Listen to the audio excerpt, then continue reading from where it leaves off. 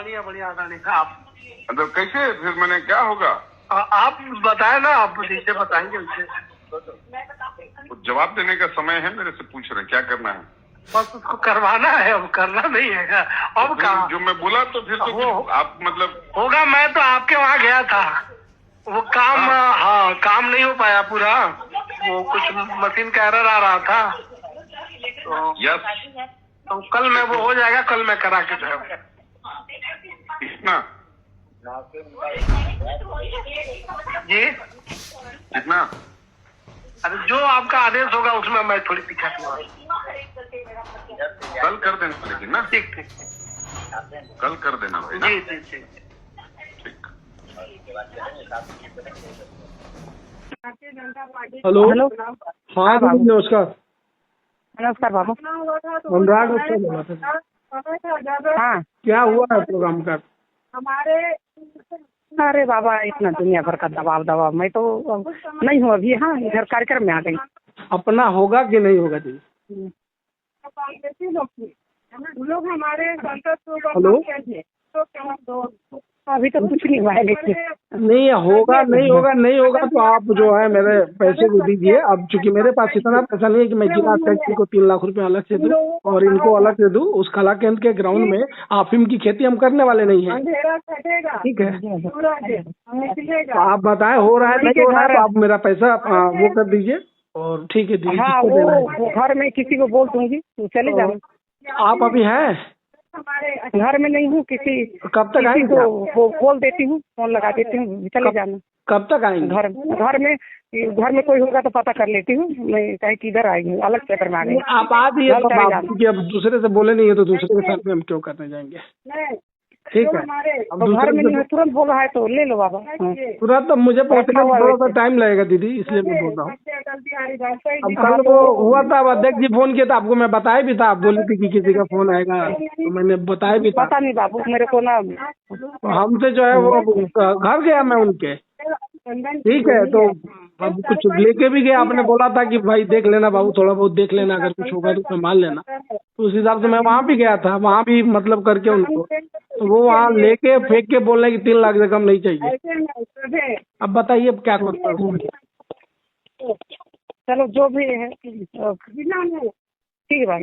आप कब वहाँ उस कला केंद्र मैदान को बुकिंग के लिए हमारे आदरणीय जिला अध्यक्ष जी की डिमांड थी कि 3 लाख रुपए हमको चाहिए। कौन है जिला अध्यक्ष यहाँ पे? जिला अध्यक्ष जी वो सिसोदिया जी जो हैं। हाँ भरत सिंह सिसोदिया जी। फिर क्या हुआ? और महापौर जी को अलग चाहिए, उनको अलग से जाके आदमी पेमेंट 4 लाख रुपए दे के आया। 1 लाख रुपए उनके स्टाफों को चाहिए, जिसमें वो नगर निगम के स्टाफ है उनको भी चाहिए। 3 लाख रुपए अध्यक्ष जी को चाहिए। हम ही नहीं, एक और हमारे जानने वाले थे, लगाए हुए थे वेद सिंह करके, उनका भी वही हाल था। पता चला कि वो 6 लाख रुपए दे के आए हुए हैं महापौर जी के वहां पे। अगला जो अभी वहां लगाया हुआ है वो सूत्रों द्वारा ये मिला कि 10 लाख रुपए दे के वो लगी हुई है प्रदर्शनी। तो खैर वो तो समझ में आ गया कि वो मीना बाजार मतलब 10 लाख रुपए ही दे के हुआ है। जी हाँ ये महापौर कौन? मंजूषा जी जी जी जी जी। तो फिर ये हमारी बात हुई, हम उनको पैसे दिए, हमारे पास उसकी वो है, हम ऐसे कोई बात तो नहीं बोल रहे। और जिला अध्यक्ष जी ने क्या बोला? जिला अध्यक्ष जी ने बोला कि अब इस बार का हो गया, आगे का बात करो। पहले तो जब पेमेंट नहीं दिए बाद में हम बोले कि अच्छा ठीक है देखते हैं, इस बार को छोड़ो आगे का बात करो। हम कहे आगे की नहीं चाहिए, इस बार चाहिए तो इसके लिए तुम्हें सत्ता बदलनी पड़ेगी। अच्छा हाँ और क्या आपने उन्हें 1 लाख रुपए दिए थे? नहीं, पैसा लेके उनके वहाँ घर गए थे जी उस दिन। हाँ पैसे तो उन्होंने उठा के फेंक दिए कि इसमें क्या होगा। जी जी। हाँ तुम उनको आंडू गांडू समझते हो, तुमको तो आप हमको प्रदेश उसमें बुला के हमारे साथ कि हम ठोकते भी हैं। हाँ हमारे बारे में जानकारी ले लेना, मतलब गुंडागर्दी बदतमीजी वाली सारी वो भाषा है। जी जी।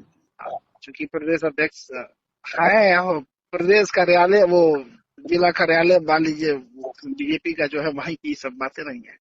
जी जी जी। हाँ तो हम आपका ऑडियो जारी कर सकते हैं?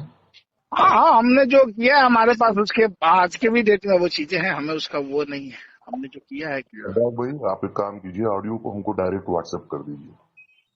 डायरेक्ट अब नहीं अभी दे सकते हैं। अब डायरेक्ट मैं किसी के पास है, सुरक्षित है तो ये नहीं हो तो आप उनसे संपर्क कर लीजिए। मैं डायरेक्ट अब नहीं दे सकता। और ऑडियो हमारे पास आ गया है।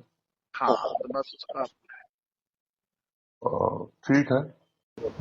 भैया सोशल मीडिया पे एक वीडियो वायरल हो रहा है जिसमें महापौर मंजूषा भगत और जो जिला अध्यक्ष हैं भरत सिंह सिसोदिया, उनका मीना बाजार के लिए पैसे का जो डिमांड एक तरफ से देखा जा रहा है, किस तरीके से देखते हैं? ये अंबिकापुर में पहली बार इस तरीके की घटना सामने आई है कि खुले तौर पे लेन देन की बात हो रही है और ये पूरे अंबिकापुर शहर को शर्मसार करने वाली बात है। और आज जहाँ तक हम देखते हैं कि जो वीडियो वायरल हुआ है, सबसे पहले तो इसमें एफआईआर दर्ज होनी चाहिए और एफआईआर दर्ज होके और इसकी जांच होनी चाहिए और जांच उपरांत इस पे कार्रवाई, जो लीगल कार्रवाई होती है, वो होने की ज़रूरत है। और हम लोग भी शासन प्रशासन से मांग भी करेंगे कि इसमें कार्रवाई हो और बर्खास्तगी की भी मांग करेंगे। आप एमआईसी के सदस्य भी हैं और जो मीना बाजार है उसका क्या प्रोसेस है और कितना पैसा लगता है अगर उसको मेला वहाँ पे लगवाना चाहते हैं तो? वर्तमान में जो मेरी जानकारी के अनुसार पूरे मैदान को जो लेते हैं उसमें भी कुछ दर अभी शायद बढ़ा है, लेकिन पहले हम लोगों के समय पे 6,000 रुपया या 5,000 रुपया आधे मैदान का जो रेट था और पूरे मैदान को यदि कोई लेता था तो 10,000 या 12,000 रुपये लिया जाता था प्रतिदिन के दर से, जिससे कि निगम की एक आर्थिक स्थिति की मजबूती भी इससे बनती थी। लेकिन इस बड़े पैमाने पे कभी भी मैं कभी नहीं सुना कि इतने बड़े पैमाने पे इसमें कोई लेन देन की बात पहले कभी हम लोग सुने हो, तो ऐसा कभी नहीं रहा। ये पहली बार ये स्थिति सामने आई है कि इस बड़े पैमाने पे लेन देन की जा रही है कि सामने वाला व्यथित होके और वीडियो वायरल कर रहा है। महापौर द्वारा 3 लाख रुपए की मांग की गई, जो जिला अध्यक्ष है उनके द्वारा 4 लाख रुपए, निगम के जो कर्मचारी है उनके द्वारा 1 लाख रुपए की मांग की गई, तो कैसे देखते हैं इस चीज़ को? कितना भ्रष्टाचार हो रहा है अभी बीजेपी की सरकार में? जो हम लोग चौक चौराहों पे लगातार आंदोलन कर रहे हैं, चक्का जाम कर रहे हैं और भ्रष्टाचार की बात कर रहे हैं, तो कहीं ना कहीं ये पहले वायरल नहीं हुआ था, तो जो अन्य जानकारियों के माध्यम से हम लोग जिन बातों को कर रहे थे, आज इस वीडियो के माध्यम से सारी चीज़ें प्रमाणित हो रही हैं और ये बड़े पैमाने पे भ्रष्टाचार का खुला खेल भारतीय जनता पार्टी अंबिकापुर सहित पूरे छत्तीसगढ़ में कर रही है, इसका प्रमाण सामने आया है। क्या लगता है जो जिला अध्यक्ष है उनके ऊपर पहले भी एक 420 का केस हो चुका था, अब दोबारा इस तरीके से पैसा मांगने का जो वीडियो वायरल हुआ है, कैसे देखते हैं? मतलब क्या लगता है आपको कि वो अपने पद का सही से उपयोग नहीं कर पा रहे या कोई कमियां हैं उनके अंदर? जो पहले भी मैं बोला कि इसमें एफआईआर होने की जरूरत है कि एफआईआर होने के उपरांत और जो भी लीगल कार्रवाई होती है वो करने की आवश्यकता है। और शेष ये है कि जब कभी भी कोई अपने जो जिम्मेदारियां हैं उससे विमुख होके यदि कोई गलत रास्ता अपनाता है तो समाज को भी उससे कहीं ना कहीं उसको दूषित करने का काम करता है और उससे भी बचाने के लिए आज शासन प्रशासन की भी जिम्मेदारी है कि इसमें त्वरित कार्रवाई की जाए। मेरे पति ऐसे भी बीमार है, मेरे पिताजी भी बीमार है। अगर इनके कारण संबंधित व्यक्ति के कारण मेरे परिवार को कुछ हो जाए तो मेरी जिम्मेदारी नहीं है, संबंधित व्यक्ति के जवाबदेह होगा, क्योंकि इतना बड़ा षड्यंत्र कैसे कर सकता है। आज मेरा परिवार पूरा मानसिक रूप से प्रताड़ित है। एक तो मुझे लगता है कि मैं अनुसूचित जनजाति एसटी महिला हूँ, इसलिए मेरे पीछे कहीं ना कहीं षड्यंत्र रचा जा रहा है। कल से भी मैं मानसिक प्रताड़ित हूँ, आज मुझे भी कुछ होता है तो संबंधित व्यक्ति जिम्मेदारी ले ताकि मैं स्वस्थ रहूं, सुखी रहूं। आज इतनी बड़ी जिम्मेदारी, क्योंकि मैं नगर निगम के महापौर हूँ, मुझे नगर निगम का काम आता है, इस टाइप का मेरे को कूटनीति कुछ नहीं आता है। आप मीडिया साथी से भी अनुरोध करती हूँ कि जो भी व्यक्ति है, क्या कारण है, कैसे है, मेरे छवि को क्यों धूमिल करना चाहते हैं, उससे मेरा क्या लेना देना है। आज आप लोग भी मेरे लिए सहयोग करें, मैं यही चाहती हूँ। बाकी नहीं जानती हूँ, बाकी मैं बोलने लायक नहीं हूँ। कल से मेरी बहन, मेरी बेटी डॉक्टर भी रहती तो आज मैं हॉस्पिटल में रहती नहीं थी, दुनिया से चली गई रहती। मेरी यही स्थिति है, मेरे जीवन की ये पहली घटना है। मैं कुछ नहीं बोल पा रही हूँ, कुछ समझ नहीं पा रही हूँ क्या हो रहा है मेरे साथ। ये सबको मैं प्रणाम करती हूँ, मेरा सहयोग करिए। चाहते हैं उसकी छवि को क्यों धूमिल करना चाहते हैं, उससे मेरा क्या लेना देना है। आज मेरे परिवार परेशान, पूरा मानसिक रूप से मुझे भी कुछ होता है तो संबंधित व्यक्ति जिन्हें आदिवासी महिलाओं को सोच के इन्होंने किया है, ऐसा लगता है।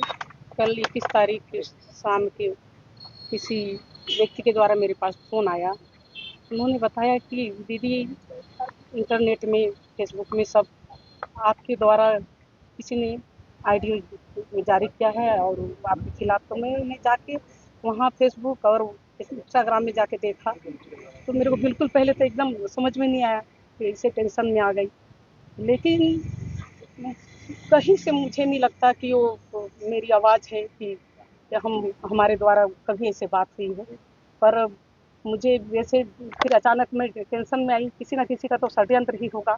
यही सोच के आज मैं आजेजा थाना आई हूँ और मैं यहाँ के थानेदार से भी रिक्वेस्ट की कि इस संबंध में जो ऑडियो कल वायरल हुआ है बारीकी से जांच हो और जिसने संबंधित जो व्यक्ति उसमें ऑडियो में ये भी दिखाया गया था, अनुराग मिश्रा करके एक व्यक्ति का वो ऑडियो सुनाई दे रहा था। तो उस बारीकी से जांच हो, दूध का दूध और पानी का पानी हो, क्यों ऐसा किया, कैसे किया, उसके बाद ही। क्योंकि मैं कल से ही खाना पीना छोड़ दी, मेरे पूरे परिवार परेशान, पूरा मानसिक रूप से परेशान है।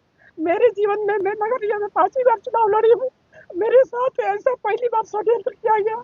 मैं कि आदिवासी महिलाओं को सोच के इन्होंने किया है, ऐसा लगता है। मुझे लगता है अगर मेरे परिवार को, मेरे पति ऐसे भी बीमार है, मेरे पिताजी भी बीमार है, अगर इनके कारण संबंधित व्यक्ति के कारण मेरे परिवार को कुछ हो जाए तो मेरी जिम्मेदारी नहीं है, संबंधित व्यक्ति के जवाबदेह होगा। क्योंकि इतना बड़ा षड्यंत्र कैसे कर सकता है। आज मेरा परिवार पूरा मानसिक रूप से प्रताड़ित है। एक तो मुझे लगता है कि मैं अनुसूचित जनजाति एसटी महिला हूँ, इसलिए मेरे पीछे कहीं ना कहीं षड्यंत्र रचा जा रहा है।